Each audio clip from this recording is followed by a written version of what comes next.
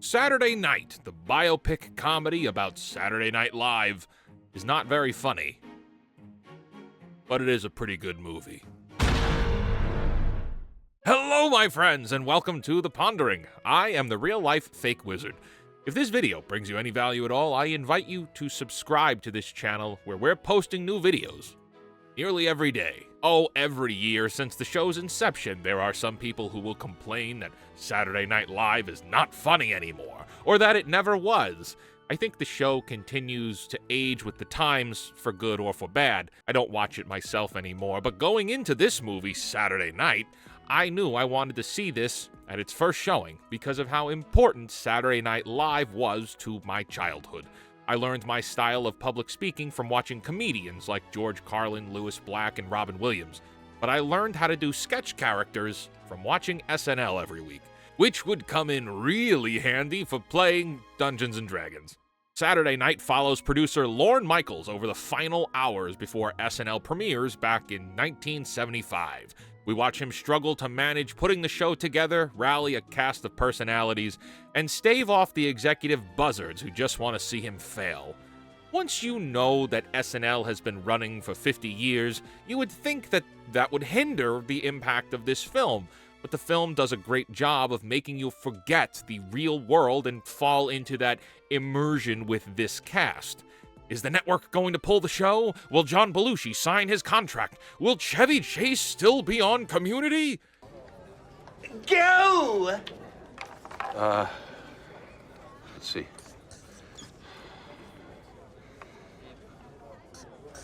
Look, I don't, Pierce, you have to add more. Draw more. Stop circling the same thing. Well, guess something, you girlfriendless geek. It's like, yeah, we know all those answers, but the film does a great job of elevating the stakes for this story. The show does go on, and with that, it's kind of a spoiler, but not really.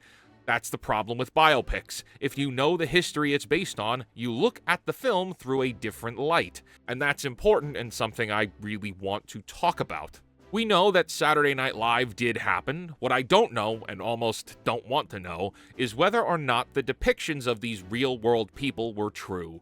Because if you watch this film, and this is truly how all these people were at the time, you won't look back on SNL the same way. In a lot of ways, I don't know who this is for.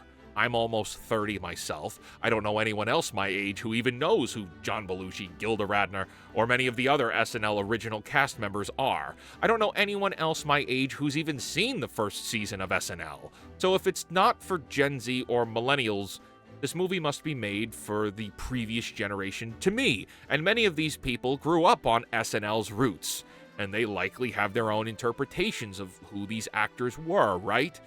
Well, this movie kind of tramples all over that. And to be clear, I'm not saying the movie is bad, it's a very good movie, but it paints all of these legacy people that are based on real life in very unlikable ways. Many of the people in this film are extremely unlikable, and the cast really does an incredible job performing these characters.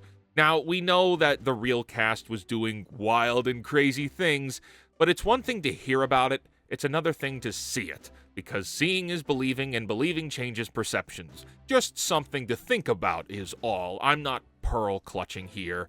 I'm just trying to point out you may not see John Belushi, Dan Aykroyd, Johnny Carson, Milton Berle, Jim Henson, or Billy Crystal the same way if these depictions are factual.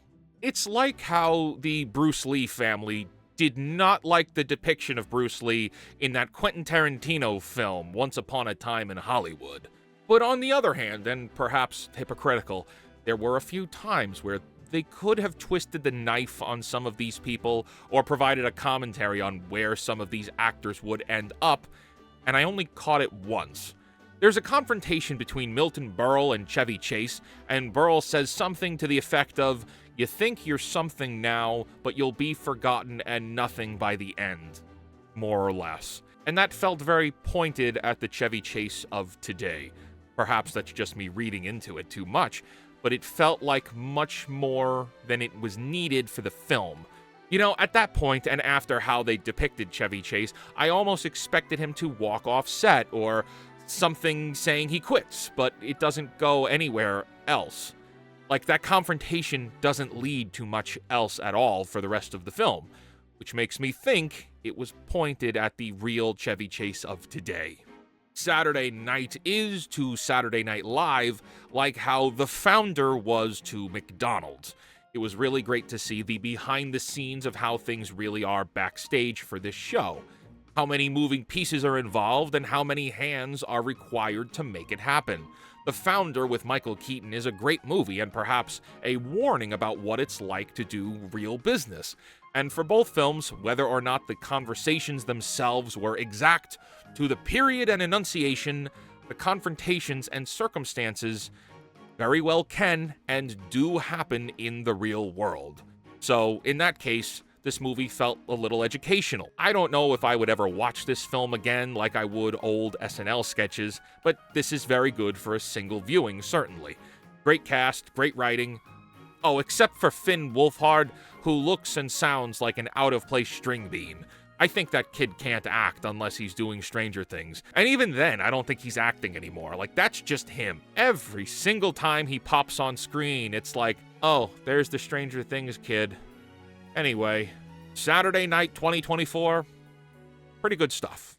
My friends, I want to thank you for joining me for this pondering video review. If you like the video, please hit the like button. If you want to see more from this wizard, hit the subscribe button. And until next time, create, innovate, inspire. May the contrived thread of destiny from the Acolyte be with you. And for the love of God, cancel Disney Plus. Bye-bye.